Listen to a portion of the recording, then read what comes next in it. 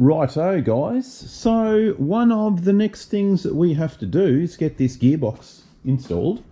I have given it a really good clean and haven't installed the boots yet. We've got some brand new boots down there that we've got to put on. So I've just made sure that there's no grease or anything on them, and I am going to put a bit of Sikaflex around them as well just to seal them. Interesting, this little Bowman tube bracket has a dirty great big crack in it, so I'm going to have to bend that back together and just run a weld on it. I don't know how that's broken. It's kind of an odd place to break considering there's no real stress on that. It's only a cable running through it, but anyway, I will fix it because I think that's a bit silly. And yeah, of course, once we get this mounted in the bus, then we can get this thing off the hoist and get the floor welded in. That'll be the next job. So get this in. We need to paint the floor and paint all those panels, and then we'll drill 1,000 million holes because they will have to be plug welded. Probably by then I will run out of gas and then have to continue. But that is the plan. That's what we're going to do. Get this thing off the hoist. Continue. I have put one of the new shocks on. There it is right there. So I've got one new shocker. Yeah, then we can start looking at other bits and pieces along the way. So let's get going. Let's get this thing in the bus. So, you know, typical, as you go put this thing in, you find a problem. And I actually remembered when we were taking off the bolts to the spring plates, one of them snapped. So I've got to fix that. You can see right down here, we've got 3 nice holes and 1 broken one. So I'm going to try look, I could try just drilling it out in the middle and, you know, trying to get rid of all the junk and then re-tap it. I actually do have the tap right here and I did run the tap over these holes because they were a bit junky, had a lot of dirt and crap in them. But I'm going to try the welding technique. So I'm going to weld a little bum, grab it with a Stilsons and see if we can just wind her out. Let's see how we go with that. Try and put you guys right here in the firing line, see if you can get some sparks on you. Entertaining stuff.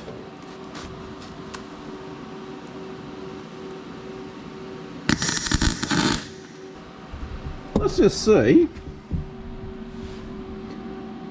Yeah, it'll be interesting.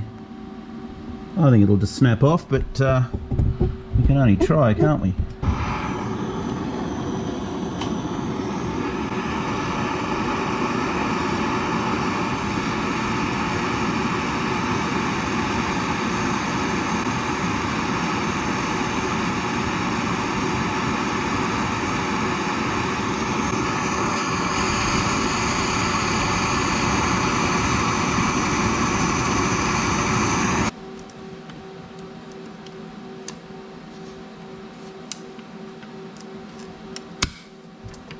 So unfortunately the welding technique didn't work, so I think this one is well and truly rusted inside. So we've drilled a little pilot hole and we're just going to basically drill her out. So let's go with the next size.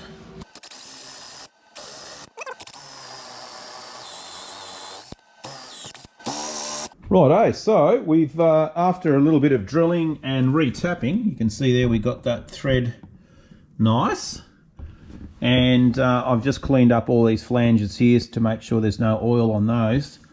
I don't want to go and put the boots on now because these things just rotate around as I'm trying to mount it and I don't want to tear the boot, so I'm just going to have to get it up in position and then put the boots in. So anyway, I think we're ready to go. I've put the outside girdle strap or whatever you want to call that, the rear mount, and new rubber bushes, not nolithane, because the nolithane red ones are utter garbage and they crack very quickly. Don't use them. Make sure you get German quality ones where you can. Okay, let's get this thing lowered down and then we can muscle and see how we go with this.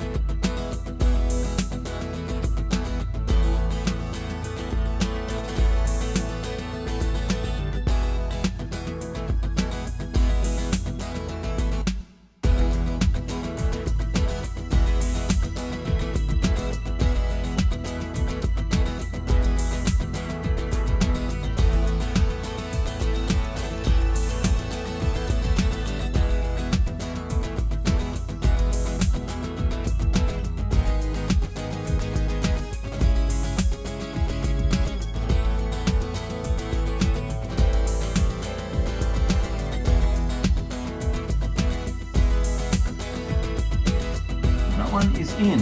Now, other side.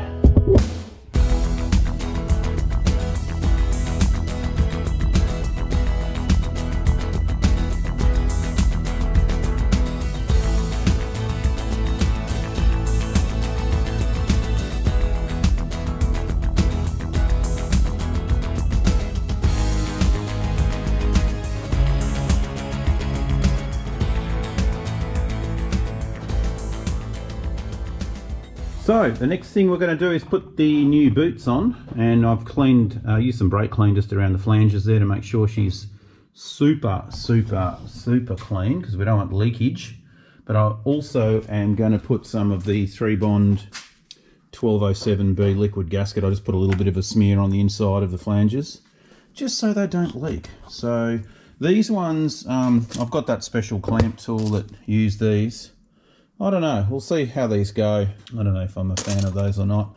I don't have any of the other screw type ones, so because you can just keep on tightening them. But we'll give it a go. We're going to use the goop on them, so yeah, see how we go. Okie dokie. So we have some axle boots installed. I had to go and get some other clamps. I just didn't trust those other ones, so these ones are the wind-up style one. And all I do is put a little bit of the polyurethane just on the outside rim there and inside the flange as well. And that's purely just to stop any kind of leaking that you might get, because they do leak. It's just annoying. You know, nothing worse than gearbox oil, that's for sure. Okay, so now that that's done, I've got it on its wheels. So you can have a look here, first time in a while that we're on the wheels. Obviously it's got the whole positive camber thing going on there because there's no weight and motor in the back. You know, we're keeping it stock height. Those tyres I think aren't quite the right profile. They're going to have to be a little bit taller than that to match the originals.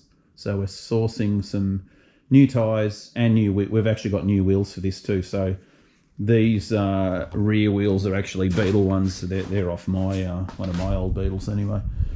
So the next job we're going to do now is we are going to add the transmission hump, panel, whatever you want to call it, this part here. So I've got to get that welded in now, and then we can actually put the floor in. So obviously this top section here, we have to get rid of all that blue paint, and you know, I'll just spray it up, put some copper on there, copper paint or primer, whatever, for the plug welds. First thing we've got to do is go and paint the transmission piece of sheet metal blue for the underneath. So we'll go and do that. We'll go and get that painted up, and then we can start to get it welded in position.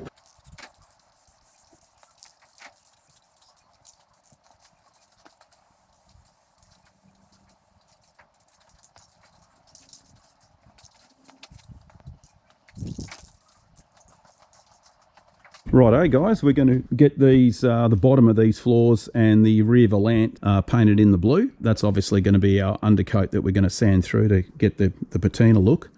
So we'll give these three a coat of blue paint and go from there. I'll just set you guys up over here.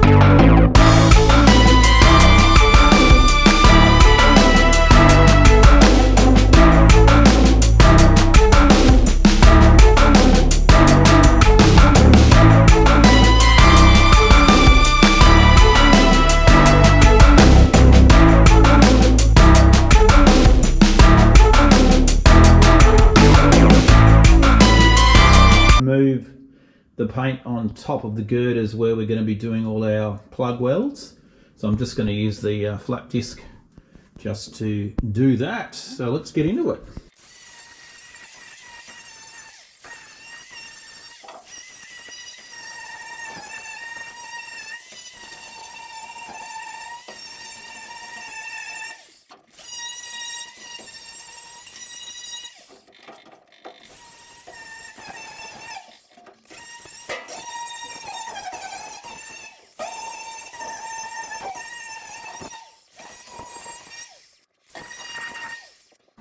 Okay, so we're going to get some copper spray now, and we'll mask up those strategic areas that need protection, obviously, and then we can start marking out the floor and work out where we're going to drill our hole, 1,000,001 holes. Rightio, so the next thing we're doing is putting a whole lot of holes in these floor pieces. Texter, and I'm just marking where I need to start drilling. As you can see, there's a lot of holes. We've got to keep going.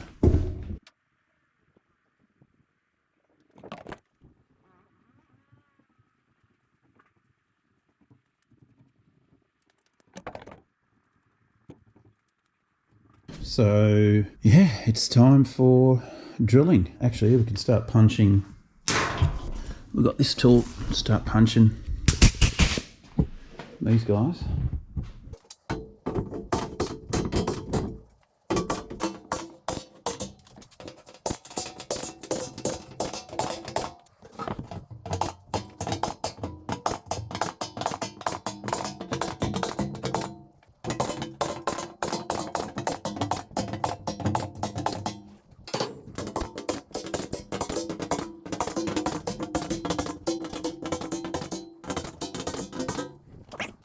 Taking care of that, now we can start the drilling process.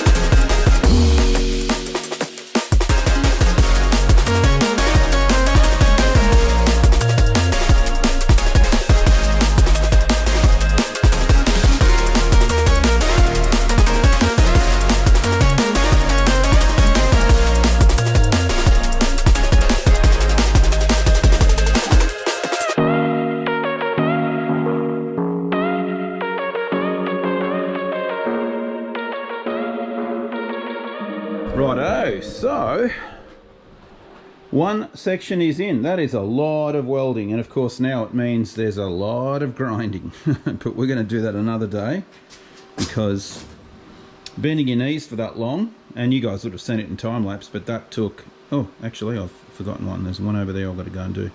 Yeah, that took a while. So we'll get the other piece put in, make sure it's all sitting flush and it's all happy as Larry, and then we'll continue. Righto guys, so we are done with the 1,000,001 spot welds in here. You can see I've just gone right around the whole thing. And of course now it means that all these little welds are going to have to be flapped back so that we don't make them look dodgy.